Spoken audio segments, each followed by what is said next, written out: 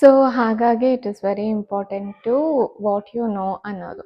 And moreover ಇನ್ನೊಂದೇನು ಅಂತ ಅಂದರೆ, ನಿಮಗೆ ಬೇಡವಾಗಿರೋ ವಿಷಯಗಳು ಆಗಿರ್ಬೋದು ಅಥವಾ ವಸ್ತುಗಳನ್ನೇ ಆಗಿರ್ಬೋದು ಆದಷ್ಟು ಹೊರಗಡೆ ಇಟ್ಕೊಳ್ತಾ ಬನ್ನಿ. ಮಿನಿಮಲಿಸ್ಟಿಕ್ ಲೈಫ್ನ ಲೀಡ್ ಮಾಡ್ತಾ ಬಂದರೆ ಬ್ರೈನಲ್ಲಿ ಜಾಸ್ತಿ ಆಕ್ಯುಪೆನ್ಸಿ ಅನ್ನೋದು ಇರುತ್ತೆ. ಈಗ ಎಷ್ಟೋ ಜನ ಹೇಳ್ತಾರೆ ಈ ಡಯಟ್ ಮಾಡ್ತಾ ಇರ್ತಾರೆ ಅಥವಾ ಈ ಉಪವಾಸ ಮಾಡಿದ್ರೆ ಅಥವಾ ಒನ್ ಮೀಲ್ನ ತೆಗೆದುಕೊಂಡ್ರೆ ಬ್ರೈನು ತುಂಬ ಲೈಟಾಗಿ ಫೀಲ್ ಆಗ್ತಾಯಿತ್ತು ಅಂತ ಹೇಳ್ತಾ ಇರ್ತಾರೆ. ಯಾಕೆ ಬಾಡಿ ಲೈಟಾಗಿ ಫೀಲ್ ಆಗ್ತಾಯಿತ್ತು ಅಂದರೆ, ನಮ್ಮ ಎನರ್ಜಿ ಅನ್ನೋದು ಬೇಸಿಕಲಿ ಈ ಫುಡ್ ಡೈಜೆಷನಲ್ಲಿ ಅಥವಾ ಫುಡ್ ಅಕ್ಯುಮುಲೇಷನಲ್ಲಿ and then the decision we make, ಯಾವ ತಿಂಡಿ ತಿನ್ನಬೇಕು, ಏನು ಮಾಡಬೇಕು, ಯಾವುದು ಬಿಡಬೇಕು ಅನ್ನೋದ್ರಲ್ಲೇ ಆದಷ್ಟು ಎನರ್ಜಿನ ಕನ್ಸ್ಯೂಮ್ ಮಾಡಿಬಿಟ್ರೆ ಸೊ ಇನ್ನೂ ಮಿಕ್ಕಿದ ಎನರ್ಜಿ ಹೇಗೆ ವರ್ಕ್ ಆಗೋಗುತ್ತೆ, ಸೊ ವೇಸ್ಟ್ ಆಗೋಗುತ್ತಲ್ವ. So those are all very minimal thing. ಈಗ ಫಾರ್ ಎಕ್ಸಾಂಪಲ್ ಇನ್ನೂ ಒಂದು ಈಸಿಯಾಗಿ ಹೇಳಬೇಕು ಅಂದರೆ, ಒಂದು ಹಣ್ಣು ತಿಂದು ಹೊಟ್ಟೆ ತುಂಬಿಸ್ಕೋಬೋದು ಅಥವಾ ಒಂದು ರೀತಿ ಒಂದು ಹೆವಿ ಮೀಲ್ನ ತಿಂದು ಡಿಸೈಡ್ ಮಾಡ್ಕೋಬೋದು. ಈಗ ಹೊಟ್ಟೆ ತುಂಬ ಹಸಿತಾ ಇದೆ ಅನ್ನೋ ಟೈಮಲ್ಲಿ ಏನು ಸಿಗುತ್ತೋ ಅದು ತಿಂದರೆ ಮುಗ್ದೋಯ್ತು. ಅಂದರೆ either it can be very good food in one restaurant ಅಥವಾ ಎಲ್ಲೋ ಹೋಗುವಾಗ ನನಗೆ ಮನೆಯಲ್ಲೇ ಮಾಡ್ಕೊಳ್ಳೋ ಟೈಮ್ ಇತ್ತು ಅಂದರೆ ಮಾಡ್ಕೊಂಡು ಹೋಗ್ಬೋದು. ಬಟ್ ಏನಾಗೋಗುತ್ತೆ, ಇನ್ನು ಕೆಲವ್ರು ಏನಾಗುತ್ತೆ ಸ್ಪೆಸಿಫಿಕ್ ಆಗಿ ನಾನು ಇದೇ ರೆಸ್ಟೋರೆಂಟ್ಗೆ ಹೋಗಬೇಕು, ಇಲ್ಲೇ ಹೋಗಬೇಕು, ಇದನ್ನೇ ಮಾಡಬೇಕು ಅನ್ನೋದು ಒಂದಿಷ್ಟು ಬೌಂಡ್ರೀಸ್ನ ಹಾಕೊಂಡ್ಬಿಟ್ಟಿರ್ತಾರೆ. ಆಗಿದ್ದಾಗ ಏನಾಗುತ್ತೆ, ಆಬ್ವಿಯಸ್ಲಿ ಅವರು ಆ ಡೆಸ್ಟಿನೇಷನ್ ರೀಚ್ ಆಗೋಷ್ಟರೊಳಗೆ ಒಂದಿಷ್ಟು ಎನರ್ಜಿನ ಲಾಸ್ ಮಾಡ್ಕೊಂಡ್ಬಿಟ್ಟಿರ್ತಾರೆ.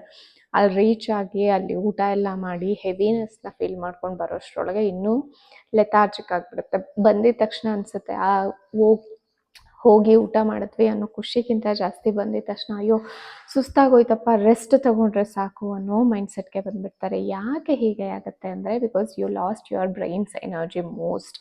ಸೊ ಹಾಗಾಗಿ ಇರೋವಂಥದ್ರಲ್ಲಿ ವೆರಿ ಸಿಂಪ್ಲಿಸ್ಟಿಕ್ ಥಿಂಗ್ಸ್ನ, ಮಿನಿಮಲಿಸ್ಟಿಕ್ ಥಿಂಗ್ಸ್ನ ಮಾಡ್ತಾ ಹೋದರೆ ಎನರ್ಜಿ ಅನ್ನೋದು ಸ್ಟೋರ್ ಆಗಿರುತ್ತೆ. You can use it. And even ಈ ಸೋಷಿಯಲ್ ಮೀಡಿಯಾ ಸ್ಕ್ರಾಲ್ ಮಾಡೋದ್ರಿಂದ ಆಗಿರ್ಬೋದು ಅಥವಾ ಅನ್ನೆಸೆಸರಿ ಬಿಂಜ್ ವಾಚಿಂಗ್ ಇರ್ಬೋದು, ಅನ್ನೆಸೆಸರಿ ಥಿಂಗ್ಸ್ಗಳನ್ನ ಮಾಡೋದ್ರಿಂದ ಏನಾಗೋಗುತ್ತೆ, ನಿಮ್ಮ ಬ್ರೈನಲ್ಲಿರುವಂತಹ ಎನರ್ಜಿ ಡ್ರೈನ್ ಆಗ್ತಾ ಹೋಗುತ್ತೆ. ಈಗ ಇನ್ನೂ ಒಂದು ಎಕ್ಸಾಂಪಲ್, ಈಗ ಯಾರು ಒಂದು 3 hours 4 hours ಕಂಟಿನ್ಯೂಸ್ ಆಗಿ ಮೂವಿ ನೋಡ್ತಾ ಇದ್ರಿ ಅಂದರೆ ಕಣ್ಣಿಗೆ ಸ್ಟ್ರೈನ್ ಆಗುತ್ತೆ, ಬ್ರೈನಿಗೆ ಸ್ಟ್ರೈನ್ ಆಗುತ್ತೆ. ಅಪ್ಪ ಸಾಕು, ಯಾವಾಗಾದರೂ ಆಫ್ ಮಾಡ್ತೀನೋ ಮಲ್ಕೊಂಡ್ರೆ ಸಾಕು ಅಂತ ಆಫ್ ಮಾಡಿಬಿಡ್ತಾರೆ. ಬಟ್ ಅದೇ ಒಂದಿಷ್ಟು ಒಳ್ಳೆ ಕೆಲಸಗಳಿಗೆ, ಇವಾಗ ಮಾಡೋ ಕೆಲಸದಲ್ಲಾಗಿರ್ಬೋದು ಅಥವಾ ನೀವು ಓದೋದ್ರಲ್ಲೇ ಆಗಿರ್ಬೋದು, ಈ ಹವ್ಯಾಸನ ಬೆಳೆಸ್ಕೊಂಡ್ರೆ ಈ ಅಭ್ಯಾಸ ಇನ್ನೊಂದಿಷ್ಟು ಜಾಸ್ತಿ ಅಂದರೆ ಸೊ ನಿಮ್ಮ ಜ್ಞಾನ ಅನ್ನೋದು ಜಾಸ್ತಿ ಆಗುತ್ತೆ. ಅಥವಾ ಈ ಪೀಪಲ್ ಮ್ಯಾನೇಜ್ಮೆಂಟಲ್ಲಿ ಬಳಸಿದ್ರೆ ನಿಮ್ಮ ಎನರ್ಜಿ ಅನ್ನೋದು ಅಲ್ಲಿ ಯೂಸ್ಫುಲ್ ಆಗ್ತಾ ಹೋಗುತ್ತೆ. ಸೊ ಹಾಗಾಗಿ it is very important to know where your energy is going. So ಸುಮ್ಮನೆ ಡ್ರೈನ್ ಔಟ್ ಮಾಡ್ಕೊಳ್ತಾ ಈ ಪರ್ಸ್ನಲ್ ಥಿಂಗ್ಸಲ್ಲಿ ಜಾಸ್ತಿ ಅದನ್ನು ಇನ್ವಾಲ್ವ್ ಮಾಡಿದೆ ಬ್ರೈನನ್ನು, ಆ್ಯಕ್ಟಿವಿಟೀಸ್ನ ಸುಮ್ಮನೆ ರ್ಯಾಂಡಮ್ ಆಗಿ ಮಾಡ್ತಾ ಹೋಗ್ತೀನಿ ಅಂತ ಅಂದರೆ ಇಟ್ ವೋಂಟ್ ವರ್ಕ್.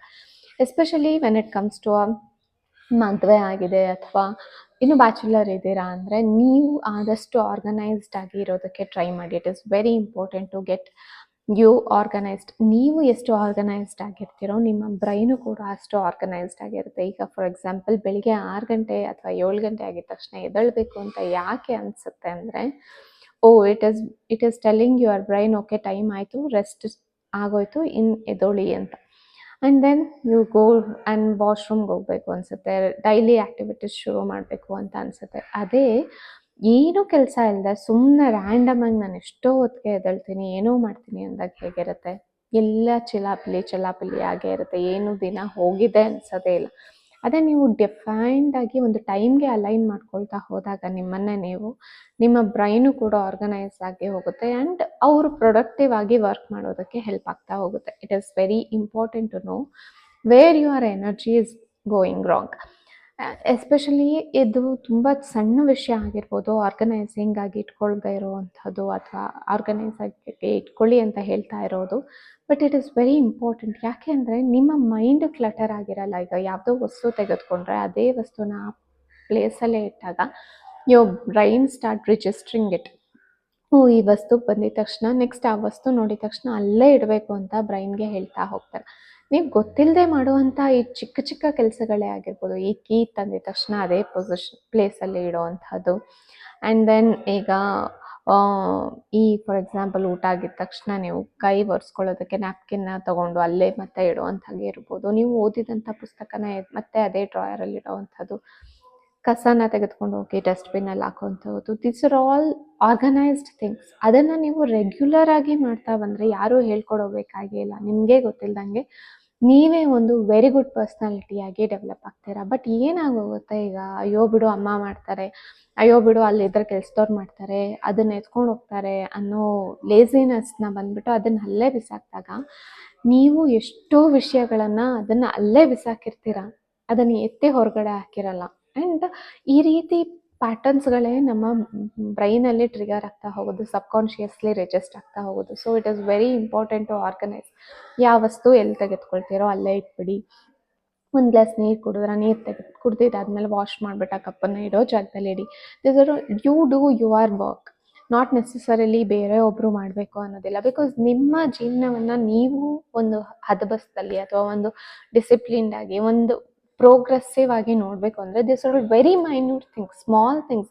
ಈಗ ಸಣ್ಣ ಮಕ್ಕಳನ್ನು ನೀವು ಬೆಳಿಗ್ಗೆ ಎದ್ದಿದ ತಕ್ಷಣ ಯಾವ ರೊಟೀನಲ್ಲಿ ನೀವು ಸೆಟ್ ಮಾಡ್ತೀರಾ ಅನ್ನೋದರಿಂದ ತಾನೇ ಅವರ ಡೇ ಶುರುವಾಗ್ತಾ ಹೋಗುತ್ತೆ. ಅದೇ ರ್ಯಾಂಡಮ್ ಆಗಿ ನೀವು ಒಂದು 5 ಇಯರ್ಸ್ ಒಳಗಡೆ ಮಗುನ ಬೆಳಿಗ್ಗೆ ಎದ್ದಿದ ತಕ್ಷಣ ಪಾಡಿಗೆ ಅದು ಏನಾದರೂ ಮಾಡ್ಕೊಳ್ಳಿ ಬಿಡು ಅಂತ ಬಿಟ್ಬಿಟ್ರೆ ಏನಾಗುತ್ತೆ, ಅದಕ್ಕೆ ಒಂದು ರೊಟೀನ್ ಅನ್ನೋದು ಸೆಟ್ ಆಗಲ್ಲ. ದಿನ ಒಂದು ಇದಕ್ಕೆ ಅಡ್ಜಸ್ಟ್ ಆಗಲ್ಲ, ಅದಕ್ಕೆ ಅಡ್ಜಸ್ಟ್ ಆಗಲ್ಲ, ಏನು ಮಾಡಲಿ ಅನ್ನೋ ಗಲಿಬಿಲಿ ಇಲ್ಲಿ ಇರುತ್ತೆ. ಸೊ ಹಾಗಾಗಿ ಚಿಕ್ಕ ವಯಸ್ಸಿಂದನೇ ಈ ಅಭ್ಯಾಸನ ಇನ್ಕಲ್ಕೇಟ್ ಮಾಡಿ. ಆ್ಯಂಡ್ ಬೆಳಿಗ್ಗೆ ಎದ್ದಿದ ತಕ್ಷಣ ನೀವೇ ಆಗಲಿ ನಿಮ್ಮ ಇವಾಗೂ ಏನು ಕಾಲ ಮಿಂಚಿಲ್ಲ, ಈಗಲೂ ಕೂಡ ನಿಮ್ಮ ಥಿಂಗ್ಸ್ನ ಆರ್ಗನೈಸ್ ಆಗ್ತಾ ಇಟ್ಕೊಳ್ತಾ ಬನ್ನಿ. The person who is organised, well organised, ಅವರು ನೋಡ್ತಾ ಹೋಗಿ ಅವರು ಒಂದು ಡಿಸಿಪ್ಲಿನ್ಡ್ ಆಗಿ ಅವ್ರದ್ದೇ ಆದಂಥ ಒಂದು ಗೋಲ್ಸ್ಗಳನ್ನ ಸೆಟ್ ಮಾಡಿಕೊಂಡು ಅದ್ರ ಕಡೆ ಆ್ಯಕ್ಷನ್ನ ತೆಗೆದುಕೊಂಡು ಹೋಗ್ತಾ ಇರ್ತಾರೆ. ಆ್ಯಂಡ್ ಅವ್ರನ್ನ ನೋಡಿದ್ರೆ ನಿಮಗೆ ಆ ಪಾಸಿಟಿವ್ ವೈಬೇ ಅಷ್ಟು ಚೆನ್ನಾಗಿರುತ್ತೆ. Because they are well known, well organised in their life. ಹಾಗಾಗಿ ವೆರಿ ಸ್ಮಾಲ್ ಥಿಂಗ್ ಅನಿಸ್ಬೋದು, ಬಟ್ ಇದನ್ನು ಇನ್ಕಲ್ಕೇಟ್ ಮಾಡಿ. ಪರ್ಸ್ನಲ್ ಲೈಫಲ್ಲಿ ಎಸ್ಪೆಷಲಿ ಪ್ರೊಫೆಷ್ನಲ್ ಲೈಫಲ್ಲಿ ಏನಾಗುತ್ತೆ ಅಂದರೆ ಹೈರಾರ್ಕಿ ಅನ್ನೋದಿರುತ್ತೆ, ಆ್ಯಂಡ್ ಆರ್ಗನೈಸೇಷನ್ ಸ್ಟ್ರಕ್ಚರ್ ಅನ್ನೋದು ಇರುತ್ತೆ. ಈ ಕೆಲಸ ಆಗಿದ ನಂತರ ಇಷ್ಟು ದಿನ ಆದಮೇಲೆ ಪ್ರಮೋಷನ್ ಅನ್ನೋದು ಇರುತ್ತೆ. So it is basically disciplined work ಥರನೇ ಇರುತ್ತೆ. ಇಷ್ಟೊತ್ತಿಗೆ ಈ ಕೆಲಸ ಕೊಟ್ಟಿರ್ತಾರೆ, ಈ ಕೆಲಸ ಮುಗಿಸಿದ ಮೇಲೆ ಮನೆಗೆ ಹೋಗಬೇಕು ಅನ್ನೋದು ಇರುತ್ತೆ. ಎಲ್ಲ ಒಂದು ಟಾಸ್ಕ್ ಓರಿಯೆಂಟೆಡ್ ಆಗೇ ಇರುತ್ತೆ. But when it comes to a personal, haphazard ಆಗೋಗಿರುತ್ತೆ, ಹಜಾರ್ಡ್ಸ್ ಆಗೋಗಿರುತ್ತೆ, ಎಲ್ಲೋ ಚಲಪಿಲಿ ಆಗೋಗಿರುತ್ತೆ.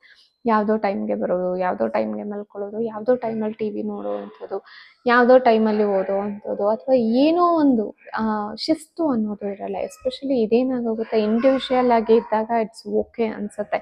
ಬಟ್ ವೆನ್ ಕಮ್ಸ್ ಟು ನೀವು ಮದುವೆ ಆದರೂ ಅಥವಾ ಕಂಪ್ಯಾನಿಯನ್ಶಿಪ್ ಅನ್ನೋದು ಬಂತು, ಇನ್ನೊಬ್ಬರು ನಿಮ್ಮ ಜೀವನದಲ್ಲಿ ಎಂಟರ್ ಆದಾಗ ಇದೇನಾಗೋಗುತ್ತೆ, ಇಟ್ ಬಿಕಮ್ಸ್ ಅ ಹಜಾರ್ಡ್ ಆಗೋಕ್ಕೆ ಶುರುವಾಗುತ್ತೆ. ಅವರನ್ನು ನೀವು ಒಂದು ಲೋಕದಲ್ಲಿ ಇರ್ತೀರ, ಅವ್ರು ಇನ್ನೊಂದು ಲೋಕದಿಂದ ಬಂದಿರ್ತಾರೆ. 2 ಲೋಕಗಳು ಕಂಬೈಂಡ್ ಆಗಿ ಅಡ್ಜಸ್ಟ್ ಮಾಡ್ಕೊಳ್ಳೋ ಮನಸ್ಥಿತಿ ಇದ್ದರೆ ಓಕೆ ಫೈನ್, ಅಡ್ಜಸ್ಟ್ ಆಗ್ತೀವಿ ಅಥವಾ ಅಂಡರ್ಸ್ಟ್ಯಾಂಡ್ ಮಾಡ್ಕೋತೀವಿ ಅನ್ನೋ ಮನಸ್ಥಿತಿ ಇದ್ದರೆ ಇಬ್ಬರು ಒಟ್ಟಿಗೆ ಇರ್ತಾರೆ. ಇಲ್ಲ ಅಂದರೆ ನಾನೊಂದು ತೀರ ನೀನೊಂದು ತೀರ ಆಗೋಗ್ಬಿಡುತ್ತೆ. ಆ ಚಂದಕ್ಕೆ ಯಾಕೆ ಮದುವೆ ಆಗಬೇಕು ಅಥವಾ ಆ ಚಂದಕ್ಕೆ ಯಾಕೆ ಕಂಪ್ಯಾನಿಯನ್ಶಿಪ್ ಬೇಕು ಅಂದ್ಕೋಬೇಕು. ಸೊ ಅಲ್ವಾ, ಹಾಗಾಗಿ ನೀವು the moment when you become a organised person, ನಿಮಗೆ ಗೊತ್ತಿಲ್ದಂಗೆ ನಿಮ್ಮ ಸರೌಂಡಿಂಗ್ನ ನೀವು ಚೇಂಜ್ ಮಾಡ್ತಾ ಹೋಗ್ತೀರ. ಆ್ಯಂಡ್ ನೀವೇ ನಿಮ್ಮ ವಸ್ತುಗಳನ್ನ ತೆಗೆದುಕೊಂಡು ಅದ್ರ ಜಾಗದಲ್ಲಿ ಅದನ್ನು ಇಡೋಕ್ಕೆ ಹೋದರೆ, ಅದನ್ನ ಇಡ್ತಾ ಬಂದರೆ ನಿಮ್ಮನ್ನು ನೋಡು ಕೂಡ ಒಂದು 4-5 ಜನ ಫಾಲೋ ಮಾಡ್ತಾ ಹೋಗ್ತಾರೆ. ಅದೇ ರೀತಿ ಇದೇ ಥರ ಆದರೆ ನಿಮಗೆ ಗೊತ್ತಿಲ್ದಂಗೆ ಆ ಪ್ಲೀಸ್ಫುಲ್ ಎನ್ವಿರಾನ್ಮೆಂಟ್ ಅನ್ನೋದು ನಿಮ್ಮ ಮನೆಯಲ್ಲಿ ನೀವು ಕ್ರಿಯೇಟ್ ಮಾಡ್ತಾ ಹೋಗ್ತೀರ. ಅದೇ ನೀವು ಎಪಿಸೋಡ್ ಆಗಿ ಅಲ್ಲೊಂದು ಬಿಸಾಕ್ತೀನಿ, ಇಲ್ಲೊಂದು ಬಿಸಾಕ್ತೀನಿ, ಅಲ್ಲೊಂದಿರುತ್ತೆ, ಇಲ್ಲೊಂದಿರುತ್ತೆ, ಯಾವಾಗೋ ಯಾರು ನನಗೇನೋ ವಸ್ತು ಬೇಕಿರುತ್ತೆ, ನಾನು ಯಾರನ್ನೋ ಕೇಳ್ತೀನಿ, ಬಿಕಾಸ್ ನನ್ನ ವಸ್ತು ನಾನು ಎಲ್ಲಿಟ್ಟಿರ್ತೀನಿ ಅನ್ನೋದು ಜ್ಞಾಪಕ ಇರಲ್ಲ. ಈ ಥರ ಎಲ್ಲ ಆಗುತ್ತೆ ಅಂದರೆ ವೈ? ಬಿಕಾಸ್ ನೀವು ನಿಮ್ಮ ಬ್ರೈನ್ಗೆ ಯಾವ ವಸ್ತುನ ಎಲ್ಲಿ ಇಡಬೇಕು ಅನ್ನೋದು ಹೇಳಿರಲ್ಲ.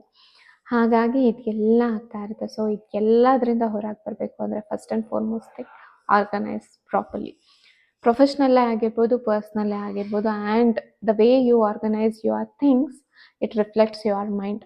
ಆ್ಯಂಡ್ ದೆನ್ ಅಲ್ಲಿ ನಿಮ್ಮ ನ್ಯೂರಲ್ ಪ್ಯಾಟ್ರನ್ಸು ಯಾವುದೇ ವಿಷಯ ಬಂದಿದ ತಕ್ಷಣ ಇದನ್ನು ಯಾವ ಮೂಮೆಂಟಲ್ಲಿ ಎಲ್ಲಿ ಹಾಕಬೇಕು ಅನ್ನೋದು ಅದು ಆರ್ಗನೈಸ್ ಆಗ್ತಾ ಹೋಗುತ್ತೆ. This are all very simple things and very easy things, but nobody will tells. ಏನು ಮಾಡಬೇಕು, ಹೇಗೆ ಮಾಡಬೇಕು, ಎಲ್ಲಿ ಏನು ಸರಿ ಮಾಡಿಕೊಂಡ್ರೆ ಜೀವನ ಸರಿ ಆಗುತ್ತೆ ಅನ್ನೋದು ಯಾರಿಗೂ ಹೇಳೋದಿಲ್ಲ. ಯಾಕೆ ಅಂದರೆ ಅಯ್ಯೋ ಬಿಡು, ಅಮ್ಮ ಮಾಡ್ತಾರೆ, ಅಪ್ಪ ಮಾಡ್ತಾರೆ, ಕೆಲಸದವ್ರು ಮಾಡ್ತಾರೆ, ಬೇರೆ ಯಾರೋ ಮಾಡ್ತಾರೆ ಅನ್ನೋ ಗಲಿಬಿಲಿಯಲ್ಲೇ ಹೊರಟೋಗ್ತೀವಿ. But when it comes to personal things ಅಂತ ಬಂದಾಗ ನೀವೇ ನಿಮ್ಮ ಪ್ರಿಯಾರಿಟಿ ಆಗ್ತೀರಾ, ನೀವೇ ನಿಮ್ಮ ಥಿಂಗ್ಸ್ನ ಕ್ಯಾರಿ ಔಟ್ ಮಾಡಬೇಕಾಗತ್ತೆ.